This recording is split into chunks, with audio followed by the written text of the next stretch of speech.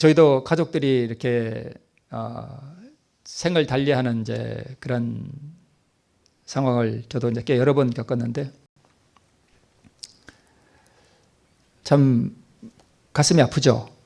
근데 그 생명 없이 누운 그 몸에 대고 뭐 애정어린 말을 해보면 그 사람이 듣습니까? 못 듣습니다.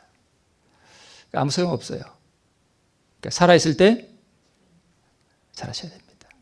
살아계실 때 어머니에게 사랑 고백도 하고 살아계실 때 부모님에게 잘해드리는 게 최고입니다. 그죠? 돌아가신 다음에 아무 소용없어요. 이제 마리아의 이 행위는 예수님에게 너무 큰 기쁨이 되었다고 그렇게 표현되어 있고 요셉과 요셉과 그 니고데모도 나중에 예수님 사후에 그 몸에 바르는 그 향유를 가지고 왔다 그랬거든요. 그게 소용이 있습니까? 물론 뭐 도움은 됐겠지만 네, 예수님에게는 전혀 기쁨이 되지 못했습니다. 네. 자, 그 여자를 강권한 것은 그리스도의 사랑이었다. 그러니까 예수님에게서 사랑이 마리아에게 흘러갔고 그 예수님에게서 흘러온 그 사랑이 마리아의 가슴에 너무너무 충만했습니다. 그것이 다시 향유 옥합에 들은 그 향유로 표현되어서 다시 누구에게 돌아가는 거예요? 예수님에게로 돌아가는 것입니다. 사랑이 흘러서 돌아가는 거죠. 그리스도의 품성이 그 여자의 심령에 충만하였고 그 향유는 그것을 드리는 자의 마음의 상징이었다라고 되어 있습니다. 그래서 여러분 이 향유 옥합에서 나온 것이 그 향유 자체가 예수님의 사랑이에요. 그죠? 사랑이 이 여자의 마음에 충만한 것의 표현이죠. 겉으로 드러난. 그러면 의라고 하는 것도 그 사랑이거든요.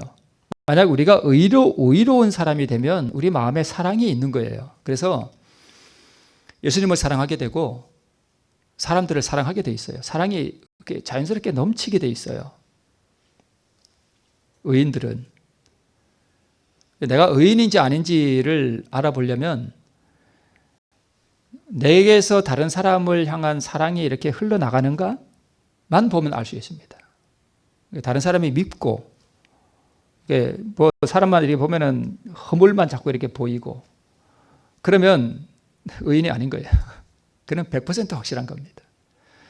그래서 의인은요, 이게 실수하고 이렇게 좀 못나 보이는 사람도 다 사랑스러운 거예요. 그게 의인의 특징입니다. 불쌍해 보이고.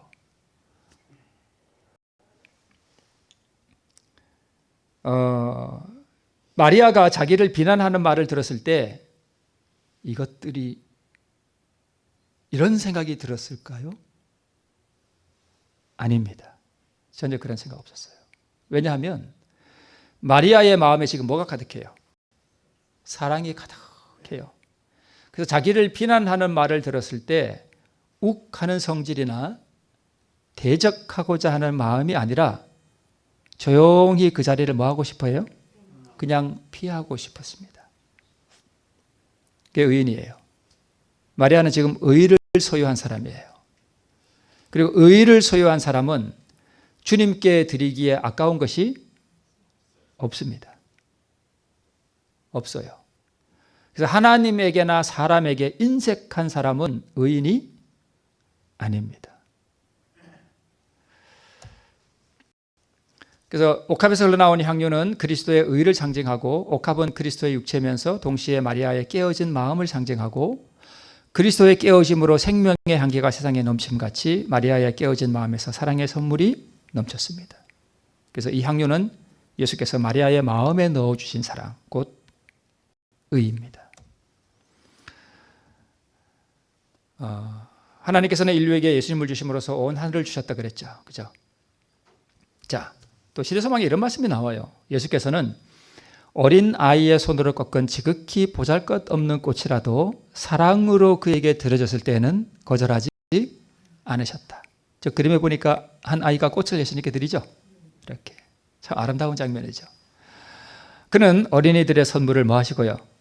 받으시고 준 아이들을 축복하시며 저희 이름을 생명책에 기록하셨다라고 되어 있습니다. 저 아이가 드릴 수 있는 최선의 선물이죠. 그죠? 네. 그래서 저 그림 참 아름다워 보이죠? 참 저 초원에서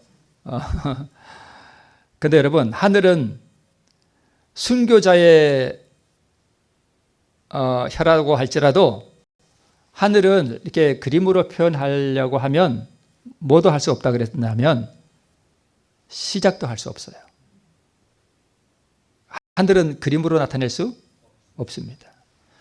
그러니까 하늘에 들어갔을 때 그 영광, 그 환희, 그 충만한 기쁨, 그 희열, 그것은 지금 우리의 이 썩을 육체로 그러한 영광을 온통 다 받아버리면 우리 육체가 어떻게 될까요? 터져버립니다. 그냥 불에 타버려요.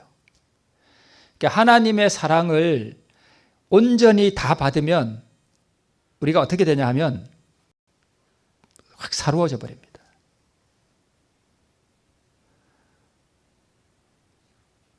마치 뭐와 같으냐면 철탑에 높은 그 22만 볼트 있죠.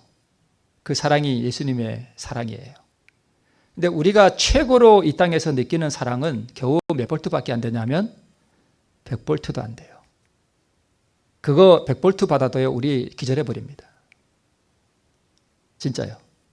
예수님의 사랑 우리가 100볼트만 딱 경험을 해도 우리 다 기절해 버려요. 근데 하늘에 가서 이 22만 볼트를 딱 경험하려면 우리 몸이 어떻게 돼야 돼요? 호련히 거룩한 몸으로 변화돼야 돼요. 불멸의 몸이 되지 않고 그걸 받아버리면 우리 다 소멸돼 버립니다. 사랑에 소멸돼 버려요. 그러니까 저 그림 참 아름답지만 우리 저 그림보다 상상할 수 없을 정도로 더 정말 영광스러운 우리 하늘에 다 가졌으면 좋겠습니다. 네. 시몬의 생각은 이때 불쾌한 눈으로 바라보는 또 한 사람이 있었는데 그게 누구냐면 바로 이 잔치를 준비한 시몬이었습니다. 무슨 생각을 하고 있었는가 하면 이분이 정말 선지자가 맞나? 이 여자가 용서받을 수 없을 만큼 큰 죄인인 줄 안다면 어떻게 물리치지 않는가? 이런 죄인을 어찌 견책하지 않으시는가? 이분은 아무것도 모르는 분이구나. 이런 생각을 시몬이 하고 있었습니다. 그러니까 시몬은 마리아는 거듭난 사람이었고요. 시몬은요. 의를 모르는 사람이었어요.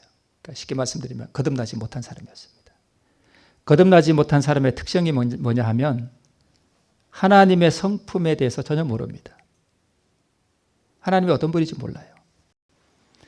그러니까 이 시몬의 생각은 뭐냐 하면 하나님은 죄인이 자기 가까이 오면 저리 가 이러는 분인 줄 알았던 거예요. 이해가 되시나요? 네. 그러니까 시몬의 생각에 이 죄인이 이렇게 아마 마리아가 참 타락한 여자였던 것 같아요.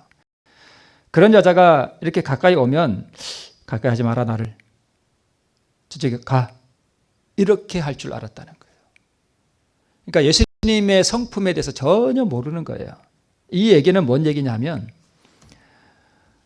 시몬은 거듭나지 못한 상태에 있었고요. 거듭나지 못했다는 말은 그리스도의 성품에 대해서 전혀 모른다는 뜻이고 그러니까 머리로는 알 수 있어도 가슴으로 모른다는 뜻이에요. 구주의 성품을 받아야 그 품성이 어떠함을 알게 되고 죄인을 긍휼과 자비로 대하시는 구주의 성품을 알게 되는데 그것을 전혀 몰랐기 때문에 시몬의 생각에는 예수님이 그 여자를 사랑한다는 것이 이상하게 보였던 것입니다.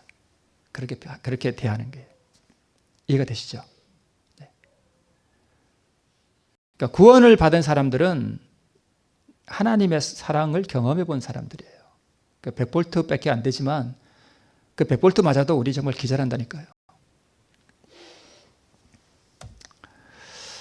예수님께서 그런 시몬에게 시몬아 내 생각에는 어떠하뇨? 이렇게 참 친절하게 물으셔요. 참 예수님이 참 그 신의 성품이라는 게 참 놀랍습니다. 시몬아 내 생각에는 어떠하뇨? 이렇게 하면서 하나의 비유를 줍니다. 500데나리온 빚진 사람이 있고 50데나리온 빚진 사람이 있는데 둘 다 탕감받았다면 누가 더 저를 사랑하겠느냐 주인을. 당연히 많이 탕감만 받은 사람이 더 사랑하겠죠. 그죠?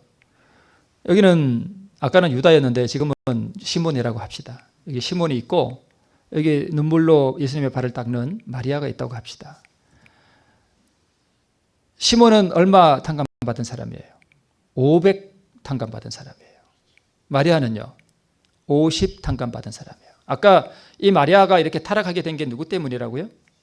시몬 때문이었어요. 시몬이 여자를 폭행한 거예요.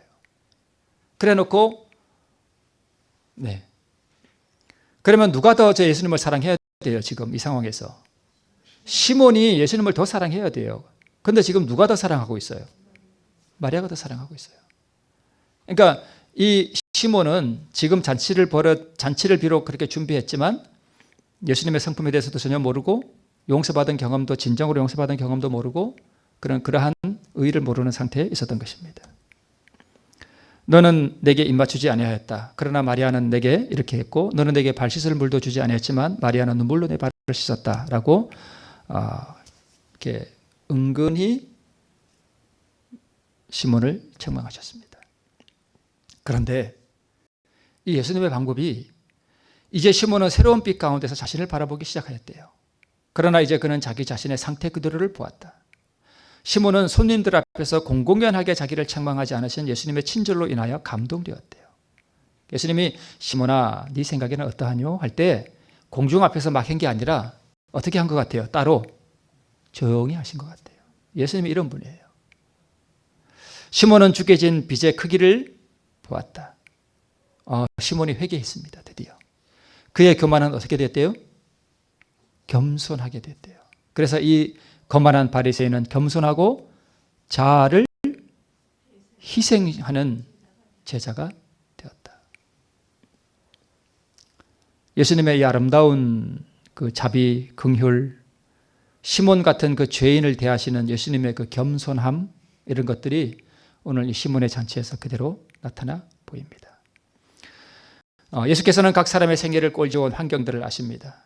여러분 어떤 사람은 정말 훌륭한 목사님 자녀로 태어나가지고 어렸을 때부터 신앙으로 잘 교육받은 사람이 있겠죠.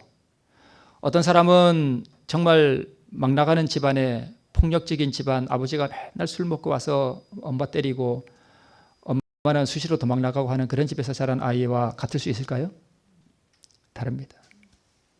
그래서 어떤 사람이 죄를 많이 짓고 그렇다고 해서 그 사람을 예수님께서는 표면적으로 이렇게 책망하시는 분이 아니라 어떤 사람이 죄인되었을 때는 예수님께서 뭘 보시는가 하면 그 사람이 어떤 환경에서 태어났고 어떤 영향을 받았고 어떤 환경에서 자랐고 그걸 다 이미 예수님께서 뭐 하셔요?